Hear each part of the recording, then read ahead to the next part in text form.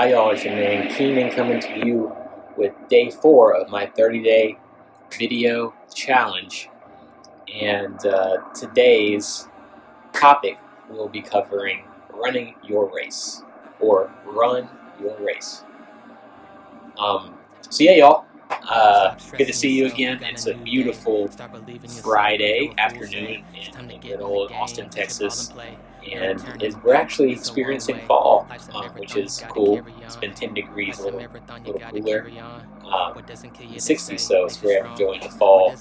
Plenty of time for Texas heat, so good to have that break. But anyways, so running your race. And again, this is stemming off of the previous episode, trying to build previous episodes, kind of to go deeper, go in different pathways. There's just so much in my mind right now. But kind of like mastering the mundane, running your race is essentially focusing on your gifts, your calling, what you're supposed to do, the assignment that you have in this earth. And I think a lot of people go wrong, including myself, is comparing myself to others. They say comparison is the thief of all joy. So it's easy, especially in the age of social media, to get people showing their lives, 24/7, and the sound bites of all the great things that are happening. So it seems when you're looking on social media that everyone's just doing so great, they're having the best life ever, and just 100% things are going right, which is farther from the truth. So when that camera goes off, that's when reality sets in, and the people that you follow on social media really don't have it as easy as you think they do. As everyone has ebbs and flows in life. There are ups and downs, and so on social media it comes off as, it doesn't come off, it comes off as perfect, right? But it's a little bit inauthentic to only show the good parts of yourself when there are also bad things. No one wants to show the negative. No one wants to show the realities of what life throws at us on a day-by-day basis. So don't use social media as a barometer on kind of how the way that your life should be going. I think that's the first step in not comparing yourself, is unplug from everything. And hopefully I don't get shadow banned for saying this YouTube, this social media platform, but it's the truth. Stop looking at what other people are doing and focus on what you're doing. Focus on your strengths. Focus on your gifts. On your unique secret sauce of who you are. Because no one can do you like you. So that's one thing that I've been thinking about a lot these days. It's I feel like that I should be farther along in life. Comparing myself to others, friends that I've had in the past, people I went to school with. Just go on LinkedIn and you'll see just that. I know that I graduated college over 10 years ago, and people that I came up with in college, now I see them on LinkedIn, they're VP of the corporate world in their respective fields. And I went to college too. I went to a great university. I was a UVA grad, and so I feel like that I'm somewhat behind, because I feel like I don't have that same career trajectory as my friends did that I studied with. My older sibling, she's a physician, went to medical school, did the whole shebang, and is flourishing in her career. And she had a clarity on what she wanted to be at a very, very young age. And me, at the same age, I didn't know what I wanted to be. I thought I wanted to be a garbage man. So, which to the concern of my parents, what are we gonna do with this kid? I'm a question mark kid. I feel like I'm like the black sheep of the family, because no one knows what I'm gonna do. And so having that disposition, it's tough, because you see people, they have their path, and it seems like a straight path. You look at yourself, and look at myself and it feels like I'm just going in circles. And so if I dwell on looking at my friends, I dwell on looking, at my sister, my older sister, and what they're doing, then that's just gonna like make me bummed out. Like, well, what am I doing? Why can't I be a doctor? Why can't I be a VP of a Fortune 500 company? Like, is what I'm doing, is it worthless type of thing? So that's just kind of like an example of comparing yourself. Everyone has their own paths. It's figuring out what your path is and sticking by it. And that's where true success lies, doing what you are created to do. So I know for me, I have a gift for speaking, communication.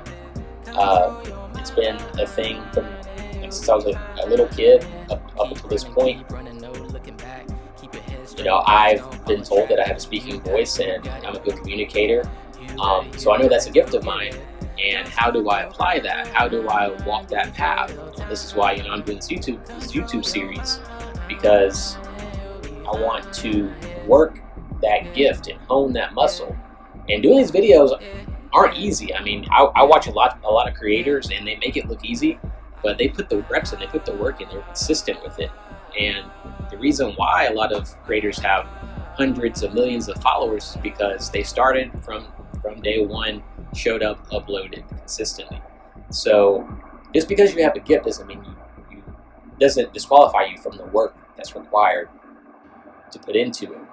You have to refine the gift. It's like a gem, a raw gem that you just mine from the ground has a lot of impurities, has a lot of things that have to be chiseled away at it. It has to be cut. It has to go through the heat, through the fire. It has to be refined before it can be set on a ring or a piece of jewelry to be worn and be sold for thousands, millions of dollars. Right? It's a process. So raw gifts need forming. They need refinement. And so part of my refinement is these videos. What does refinement look for you? What is your path look like? What are the gifts that you have, the raw gifts and talents that God has placed inside of you? That is something that you have to take a moment and meditate and ask God about. Same thing for me. So this is a time, because I'm in a season where God is forcing me to rely on my gifts and the focus on the path that He has set. He's removed certain things that have vied my attention. He's removed my corporate job. I got laid off from my job. In all transparency, 3 years ago, I've been without a 9-to-5. And so God has put me in this wilderness season to where I have to rely and trust on Him. All the things that I have, all the opportunities that I've had were all orchestrated by Him. So it's just like when the children of Israel, going Bible on y'all, it's just like the children of Israel when they were brought out of Egypt into the wilderness. All they had was God to guide them and sustain them throughout that wilderness period, where there was no water, no food. They had to rely on the vision of God. God sent manna from heaven to feed them, right? Lots of miraculous things happened in the wilderness, but they had to learn how to trust and rely on God, and they failed multiple times in that. I'm not going to get into all the details. Read Exodus, and you'll get a good idea of what was going on at that point. But at the same time, when God was bringing them into a new thing, they were mourning the old thing, which was Egypt, their house of bondage. They were slaves. But there were certain benefits to being a slave because you were provided for. You had 3 square meals a day, right? They had clothing to wear. They had a place to live. Even though it wasn't what God had for them, it was comfortable enough for them to be able to deal with the bondage that they were in.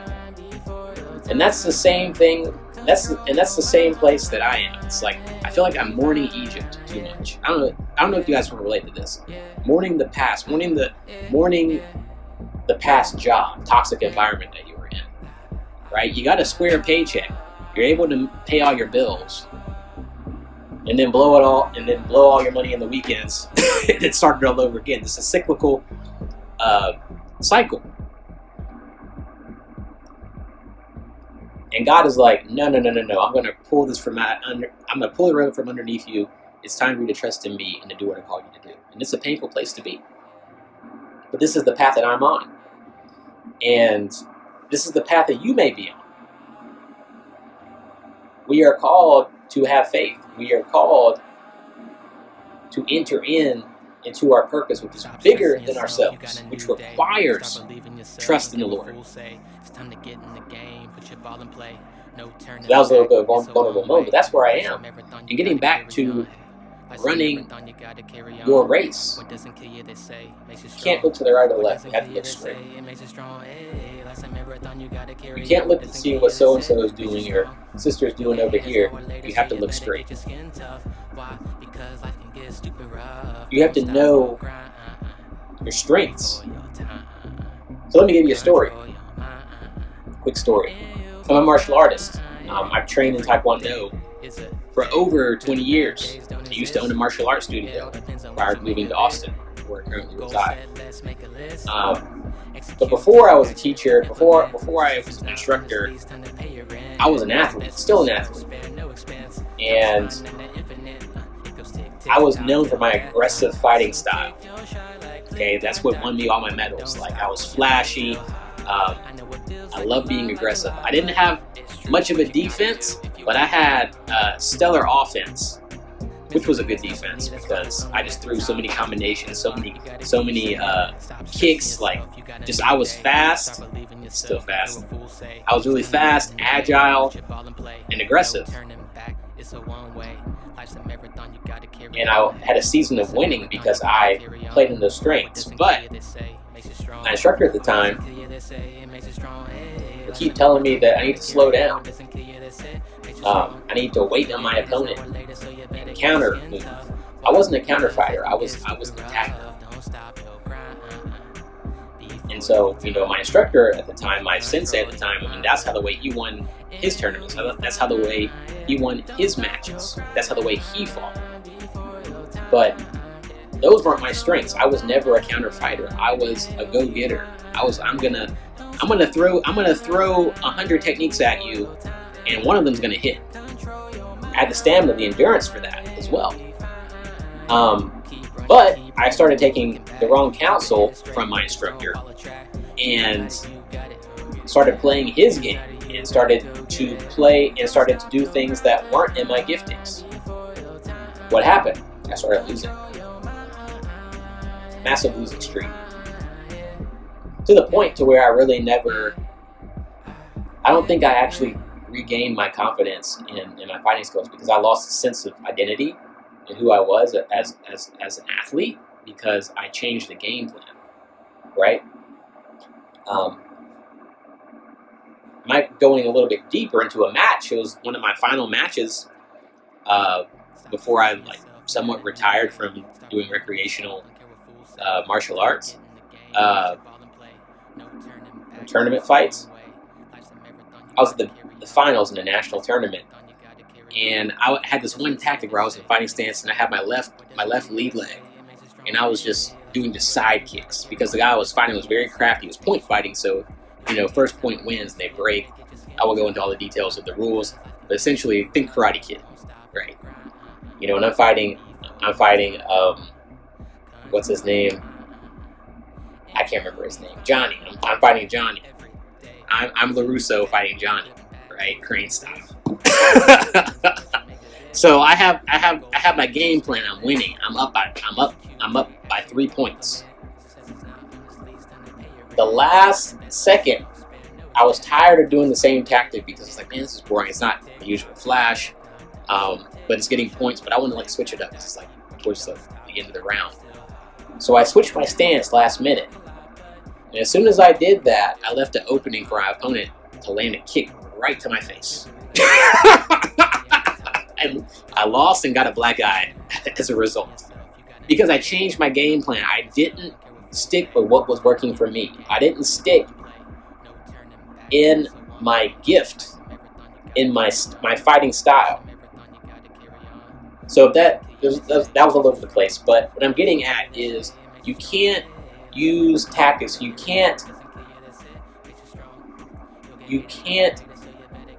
I would strongly suggest you shouldn't deviate from what you're already good at and what already works. Don't fix something that isn't broken.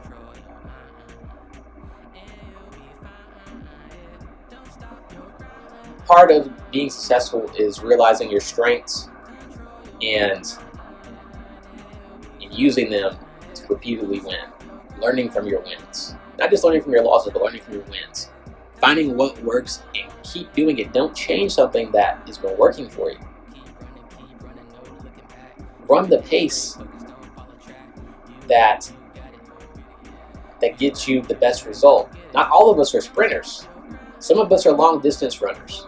Some of us are pole vaulters. Pole vaulters, or what, I can't even talk. You know what I'm talking about.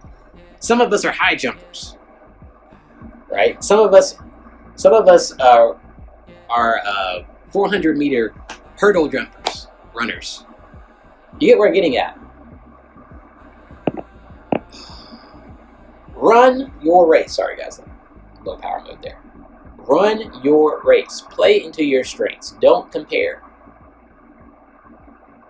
And once you realize your identity and who you are and what your gifts are, you don't deviate, and that's when things are going to happen for you. Okay?